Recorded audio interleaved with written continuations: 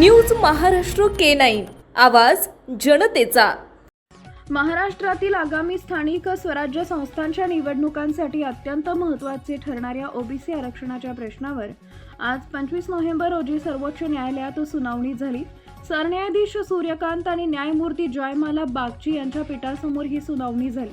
केंद्र सरकारतर्फे हजर असलेल्या सॉलिसिटर जनरल तुषार मेहता यांनी सरकारला अधिक माहिती गोळा करण्यासाठी थोडा अतिरिक्त वेळ देण्याची विनंती केली आहे। ही आगामी मान्य करत न्यायालयानं पुढील सुनावणी 28 नोव्हेंबर रोजी म्हणजेच शुक्रवारी नियोजित केली। या निर्णयामुळे आधीच लांबलेल्या आरक्षण प्रक्रियेत पुन्हा एकदा विलंब झाला असून राज्यातील निवडणुकांवर अनिश्चिततेचं वातावरण कायम आहे।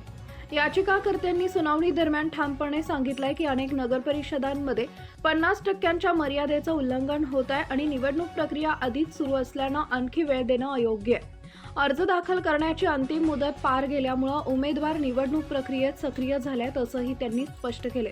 बांठी आयोगापूर्वीच्या परिस्थितीत ओबीसी आरक्षण अस्तित्वात नव्हते आणि त्या काळात कायदा सर्वोच्च न्यायालयानंच निश्चित केला होता अशीही आठवण याचिकाकर्त्यांनी न्यायालयाला करून दिली आहे। त्यामुळे या टप्प्यावर बदल करणं योग्य नाही आणि वेळ वाढवून घेण्यामागे परस्पर हेतू विलंब दिसत असल्याचा आरोपही त्यांनी केलाय। दरम्यान निवडणूक आयोगानं सुनावणीत बाजू मांडताना सांगितलं की न्यायालयानं जर आज कोणताही निर्णय दिला तर आयोगाला नव्या आरक्षण वर्गवारीनुसार पुढील प्रक्रिया करावी लागेल। त्यामुळे स्पष्ट निर्देश मिळणं आवश्यक असल्याचं त्यांनी नमूद केलंय। सरन्यायाधीश सूर्यकांत यांनी स्पष्ट केलंय की निवडणुका केवळ न्यायालयानं दिलेल्या अंतिम आदेशानुसारच पार पडतील आणि कोणतीही तातडीची भूमिका आज जाहीर करणं शक्य नाही। अखेर न्यायालयानं सर्वांचे मुद्दे ऐकून सुनावणी शुक्रवारी दुपारी 12 वाजता ठेवली आणि तोपर्यंत सर्व पक्षकारांनी संबंधित माहिती तसेच आवश्यक कागदपत्रे सादर करावीत असा निर्देश दिलेत।